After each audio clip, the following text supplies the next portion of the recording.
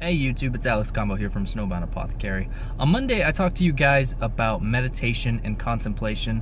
Well, today I want to talk to you about compartmentalization.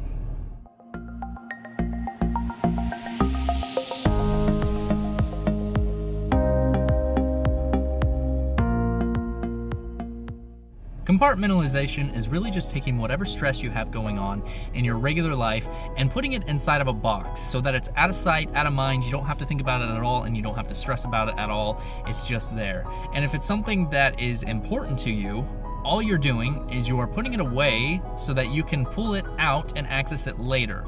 Now, the process of actually accessing the information is entirely different than putting it away.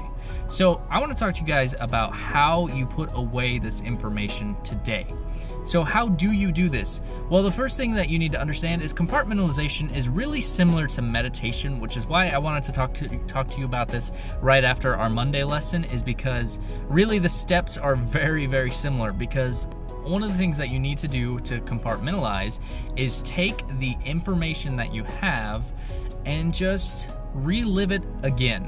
So meditation, typically what you do is you clear your mind. What you're doing when you're compartmentalizing is you are watching your breathing, you're making sure that you're breathing properly, and you are reliving these stressful moments of your day over again so that you don't need to relive them again at a certain point in time when it's not the appropriate time. You know, like when you're sitting on the couch relaxing, when you're watching TV, or when you're working on another project. Because you can compartmentalize throughout the day. You don't have to do it at the end of the day. If you finish a stressful project, it's a good idea to actually take that information and put it away so that you don't even have to worry about that project again, and you can really focus on your next project. So the point here is, what you want to do is you want to be able to relax and you want to be able to not think about the project that you are doing later on in the day. So the best way to do this is to wholly relive this moment to the best of your ability. That means remembering sights, remembering sounds, remembering smells at the moment, so that your brain feels like it doesn't need to access it again because you've already accessed it.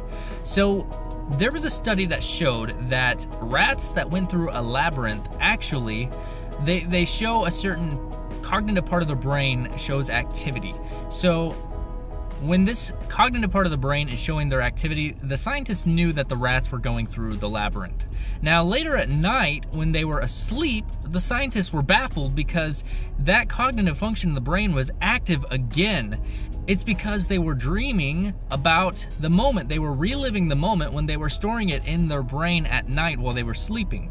So the idea is the same here. What you want to do is you want to be able to relive the moment to the best of your ability so that you can compartmentalize it, store it away so you don't need to access the information again. So basically, instead of reliving it when you're asleep, relive it when you're awake. Because who wants to be thinking about work when they're asleep? When you're asleep, you want to be relaxing or potentially thinking about different problems that you have with work that you don't really have the time to think about during your waking life.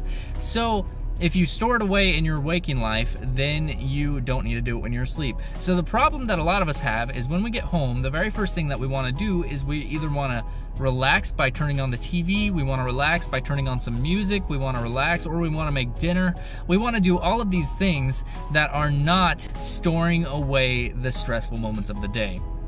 So as soon as we get home, you know, our loved ones at home, they automatically feel this tension from us from the day before.